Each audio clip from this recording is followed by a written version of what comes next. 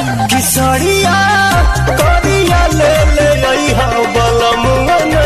दोस्तों, आप सभी का हमारे YouTube चैनल पर स्वागत है। दोस्तों, अंजलि अपने लाजवाब डांस का जलवा दिखाने के लिए आ चुकी है और ये अपने इसी अंदाज से सोशल मीडिया पर छा चुकी है।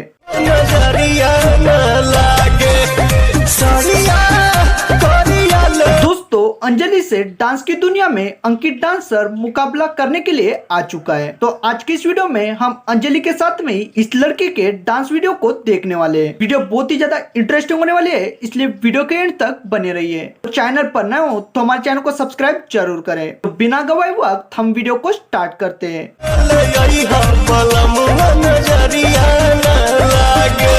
अंजलि का ये डांस इन दिनों में इंस्टाग्राम रील्स पर तेजी से वायरल हो रहा है। तो दोस्तों, अंजलि के इस डांस के साथ में आगे बढ़ते हुए इस वायरल लड़के के वीडियो को भी देख लेते हैं। उनसे मिलेंगे तो हम क्या कहेंगे, ये सोचा न समझा न जाना है। अंकित डांसर का ये वीडियो इन दिनों में तेजी से वायरल हो रहा है और इसके इस वीडियो पर 72 मिलियन व्यूज आ चुके हैं और 5.7 मिलियन लोगों ने इसके इस वीडियो को पसंद किया है। बताया जाए तो आज तक अंजलि ने इसके इस वीडियो के टारगेट को ब्रेक कभी नहीं किया।